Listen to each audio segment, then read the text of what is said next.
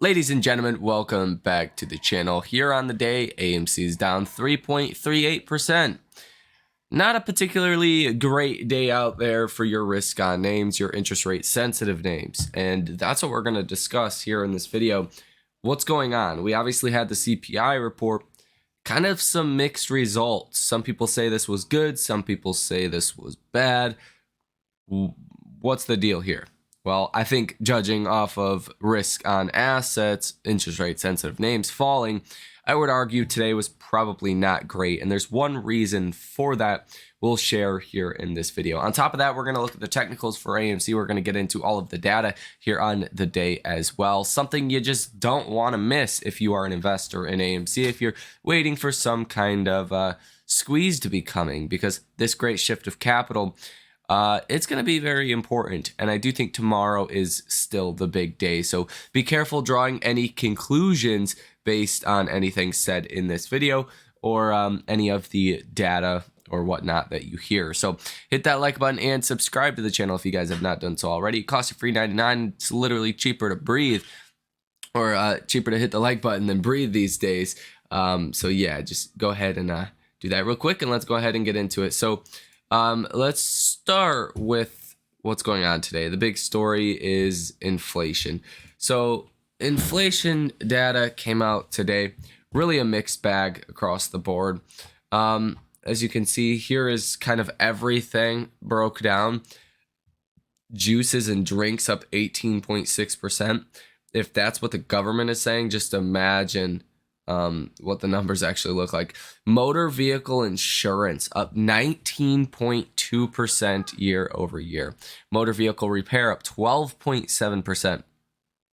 Kind of insane. Rent of primary residence up about 7% year over year. Even hair, dental, shaving, miscellaneous personal care products up 5.7%. This data is obviously not seasonally adjusted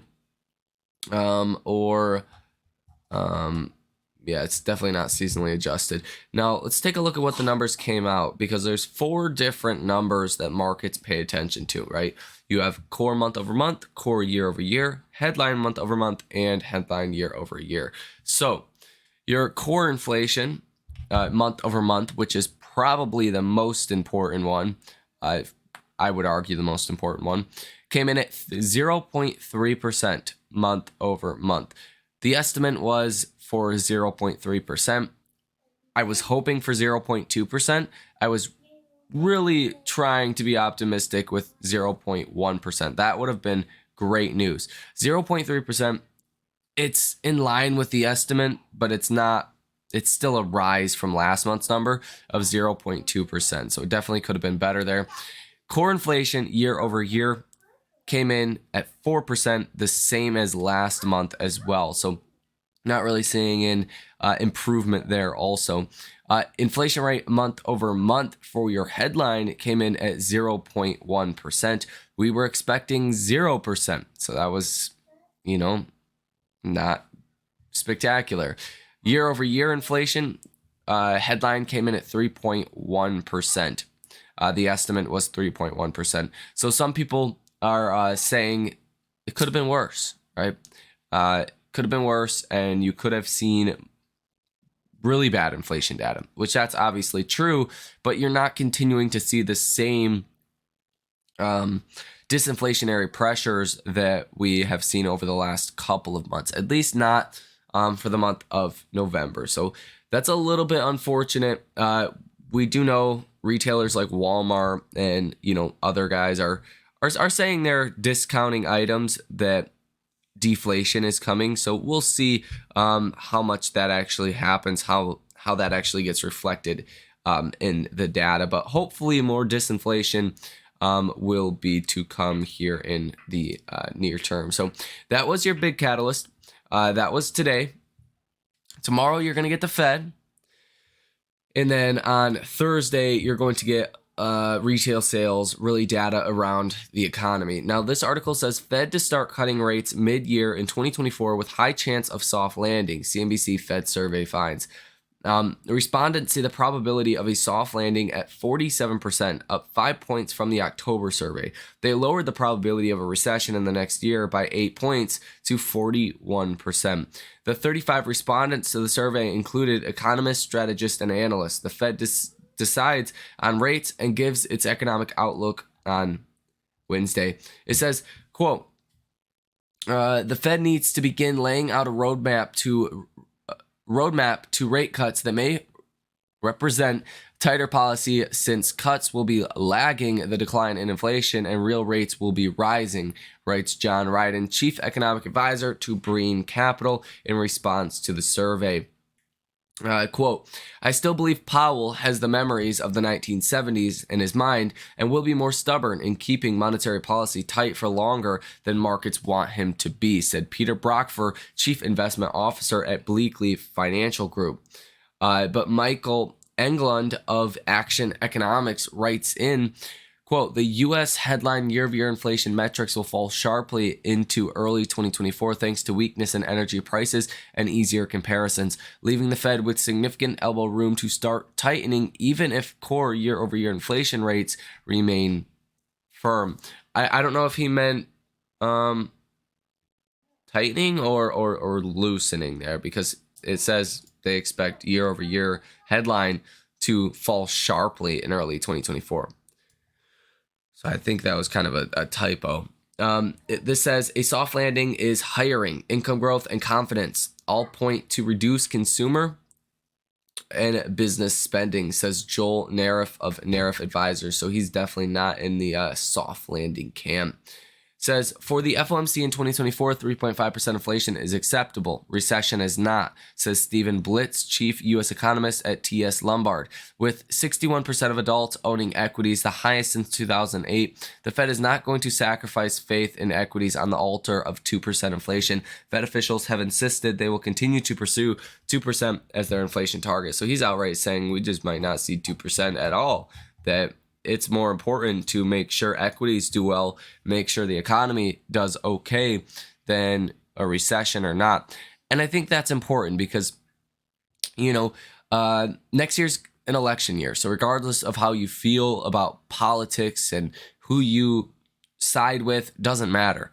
The simple fact of the matter is no president has ever won a re-election during a recession. So if we're in a recession during this re-election in 2024, big problem. Okay, if there's a recession technically 2 years before an election, the incumbent president has only won once, and that was William Taft way back when. So it's not a good precedence of even 2 years before an election, let alone during an actual election. And why is that? People vote with their pocketbooks, right? So I think it's widely known at this point. They don't want Mr. T-Man getting back into office. So what that means is you could probably see 10 rate cuts. You could see rates cut to 0 before we go into a recession next year. And then we would obviously have to wait and see if that actually saved the economy or not. Maybe a topic for another video, but that's the point. You're probably not going to get a recession next year. Now let's take a look at the option activity here on the day today. Put to call ratio of 0.11. Volume today is 90% to the call side, 10% to the put side. So some, crazy numbers that you're seeing on AMC. Like these numbers are stupid, right? You have never seen numbers like this. It doesn't matter when. You've never seen numbers like this. 10 times as many calls being bought and traded than puts. Yeah, right. It's just never happened besides here recently. Now, if you look at the interesting flow sentiment, you have seen one order totaling $266,000 with a positive order value of 0%. So looks like one trade was a January 17th, 2025 $5 put for $266,000. Now let's take a look at the short data here for AMC stock. You do have short interest of free float at 10.74%, $150.95 million worth of short positions. Days to cover 1.01, 21.23 million shares currently sold short. Shares out on loan 10.58 million. Cost to borrow 1.18%, utilization of 24.28%, and a short score of 53.26 out of 100. So definitely seeing the numbers looking a little better, but still really low. If you believe these numbers are correct, you probably wouldn't want to be in a short position in AMC. So just keep that in mind. I don't think these numbers are accurate at all in the slightest bit. Now, if we take a look at the stock Ouchh tracker data, go ahead and refresh this page so we can have the most up-to-date numbers. For December 15th, you do have 2,500 calls currently in the money, 143,000 calls out the money. In the money puts at 1,400, out the money puts at 33,000. So definitely a decent amount of option activity that we're seeing for this week, especially on the call side. That is definitely the path of least resistance. I know a lot of you guys will kind of hear this, that stocks tend to just follow the path of least resistance, right? And definitely the path of least resistance is to the upside with AMC stock. Now, a little bit of good news here on the day today, even though risk on names, even though your interest rate sensitive names are selling off today, 10-year treasury yields are actually down about 1.5 basis points. So it's not a big move, could have been a lot larger. But even though your interest rate sensitive names are down, 10-year treasury yields are also falling. That's great. The last thing you would have wanted to see is 10-year treasury yields rising. This could be a sign that maybe coming tomorrow, the Fed is going to confirm what the markets are pricing in. So that could get pretty exciting. Now, for a little bit of a technical overview on AMC stock, again, AMC is down 3.16% at $6.89 per share. The RSI at 40.79, so definitely on the oversold side. At anything between 45 and 55, I can consider pretty neutral. So when you're at 40, you're starting to get pretty oversold at that point. So you are susceptible or vulnerable to seeing a rally here in AMC. But again, I think we just need confirmation from Powell. I think today just really shows that that's what we're waiting for. That's what we need for, things to start really going higher here, or even really going lower. You're just not seeing a big reaction in the indexes. And I think it's just the significance of tomorrow. It's going to be huge. Now, the MACD line is bullish now. The yellow line is above the blue line. So that is also